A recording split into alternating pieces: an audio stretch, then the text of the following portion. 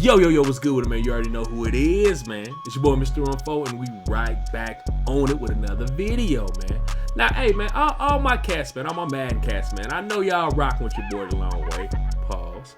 But I told you, man, we're about to start branching out, man, and touch as many of these communities as we can, man. As my intro says, Mr. 314 gaming, sports, life. This is just the sports sector, man. And since I just figured since we got the Combine promo going on right now, man, which, by the way, everybody really ain't feeling it too good. They kind of dropped the ball on it. So I figured we talk about the real Combine, man. And the top 5 guys I think helped themselves the most in the 2020 Combine. Now, before we get into it, man, you know what you got to do, man. If you're new to the channel, hit that sub button. Stay a while, man. If you like what you see, only if you like what you see, man.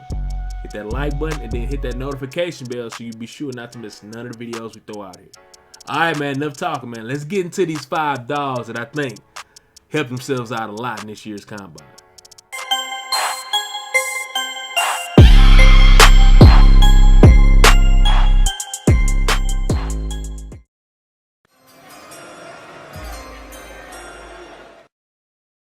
All right, man, and here we go. Number 5, man. My man Albert Okanamiowi or something like that. I don't know. Everybody in the league, man, and everybody in college calls him Albert O, man. And this dude, man, throughout college, man, had a pretty good productive career. Really great, man, guy going one-on-ones, man, getting the ball, adjusting in the air.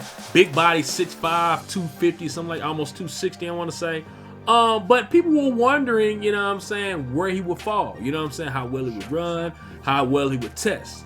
And let me show you why this guy ended up making the top 5 in this list. Albert O, right? That's where you're going, Albert O.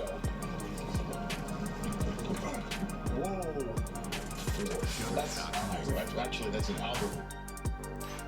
My man ran a 4. What was it again? What was it again? What was it again? What was it again? Oh my God! 4.49 at 6'5", almost 260 pounds, bro. I think a guy who was once looked at as probably a tweener, maybe possible late first rounder, but more than likely a safer bet probably been mid to late second rounder. I think he just made himself a first round tight end.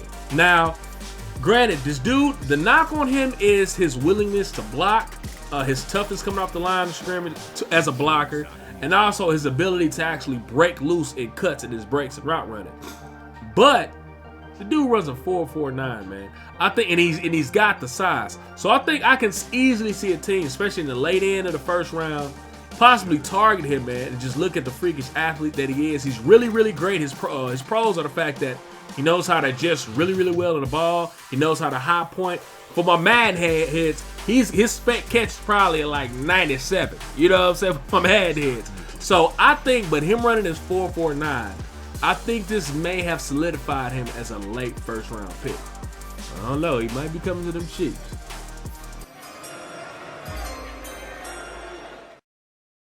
All right, man. And at number 4, you see him right here.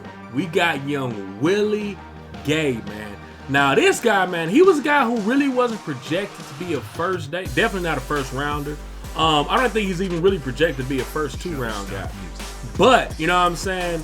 He's another guy that came up, showed up at the Combine, and he basically validated and actually improved a lot of what people thought he was. So, he's a guy, he plays really fast. Maybe doesn't have the best positioning and best technique that can be worked on, but he has good size, very athletic, very explosive, and a very willing tackler, which is obviously what you want as a linebacker. But what he was able to do at the Combine in Indy this past week, he was able to put some pretty impressive numbers up, man. My man's ended up running, I think, like a 4. I want to say a 4.4 in the 40. I think he had almost a 40-inch vertical. Let me make sure. Yeah, he had almost a 40-inch vertical. You know what I'm saying? Where's it at? Yeah, he had almost a 40-inch vertical. Did really well in his cone drills. And the biggest question about him, like I said, is really just technique. You know what I'm saying? And I don't know if we can blame it on the lack of the coaching at Mississippi State. I think Mississippi State, the last few years, has put out some really good defensive prospects. So I don't really think that's it. I just think he's just super raw. You know what I mean? He's a guy that's going to have a little bit more work and a little bit more time.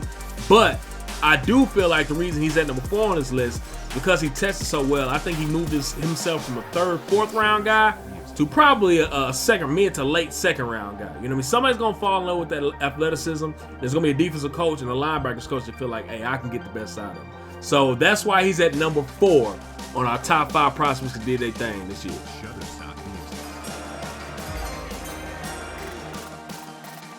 And here we go, man. The number 3 prospect on this list, my man CJ Henderson out of University of Florida, cornerback.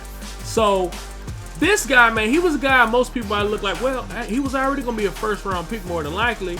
True, possibly, but I think the way he tested, I think it validated and actually might have moved him up some of the draft quarterback rankings in this draft. I think for the most part, everybody has Okeke, the cornerback out of Ohio State, as the number 1 guy, looking to be going top 5 more than likely. But the spot at number 2 is up for grabs. A lot of people like the Trayvon Diggs, the cornerback out of Alabama.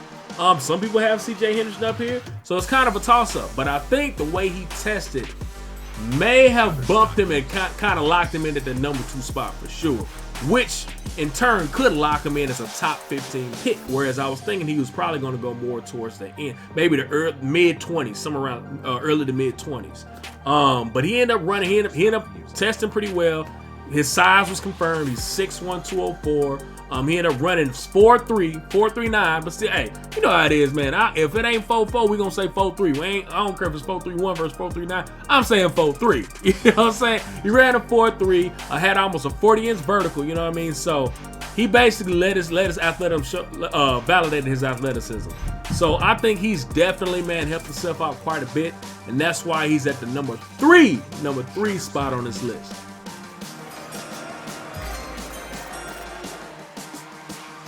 I don't even think I gotta say nothing right here, dog. Just look at this freak.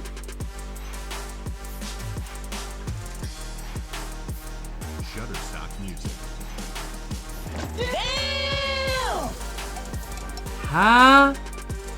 What? 4.39 at 6'4", 260? Now I know a lot of y'all will probably say, bro, how is he at number 2 then? How is he at number 2, bro? If he ran a 4.39, he really talk about validation. He really validated everything. You know what I'm saying? This is why I have my man Isaiah Simmons at the number 2 spot and not the number 1 spot. Now, yeah, people could argue he probably had the most freakish showing in the combine in recent history. You know what I'm saying?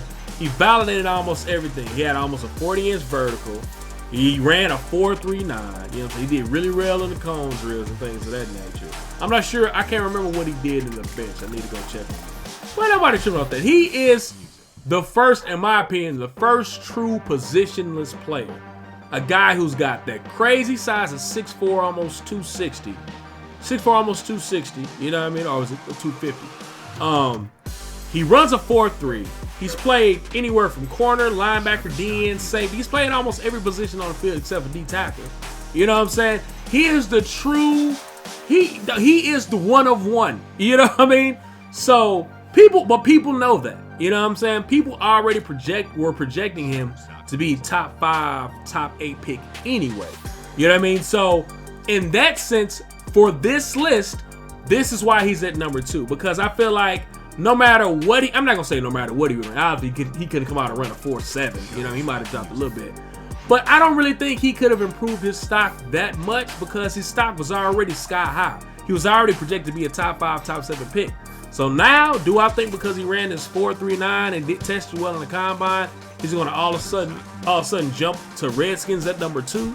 You know what I'm saying? And take over my guy, the defensive end from Ohio State? I don't think that's gonna happen. You know what I'm saying? I can't see that happening. So because of that reason, that's the only reason he didn't get the number 1 spot.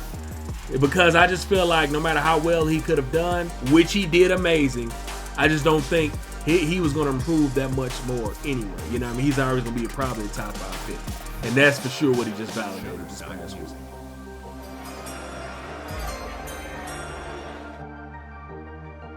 And here we go. The number 1 spot goes to my boy out of Wisconsin, Jonathan Taylor, man. Now, I'm not gonna lie, man. Jonathan Taylor or just Wisconsin running backs in general, they usually, you know what I'm saying, they're gonna be super productive. Like I was saying in a previous video, it's just like if you go to Texas Tech and you play quarterback, you're probably gonna put up 4,000 yards a season. That's just because that's how their offense is operated. That's how they recruit. That's just what they are. You know what I'm saying? Same with Baylor. Same thing for Wisconsin. If you want to run the ball and guarantee you get 1,000 yards a season, go to Wisconsin because they're going to tote that rock. So I thought that might have been a slight knock on them, and which is why I think that DeAndre Swift is probably going to be the running back that's going to be the first one taken. But before the combine, I think a lot of people were expecting Jonathan Taylor to slide into the second round. Just because you didn't know how he was going to test. And I think just for that reason, like I just said, people look at the Wisconsin program was like, okay, we got a lot of running backs that do really well at Wisconsin because that's what they're geared towards. They draft really good line, or they recruit really good linemen, and they commit to running the ball. But my boy Jonathan Taylor say, hold up, dog. My boy came into the combine and he bust out a 4.3, dog. He bust out a 4.3, dog. He bust a 4.3, dog, man. So he bust a 4.3, came in with good size. 4.3. What they got him at? They got him at 5'10", 226 pounds, so almost 230, busting a 4.3. Tested really well, did bench press over 20.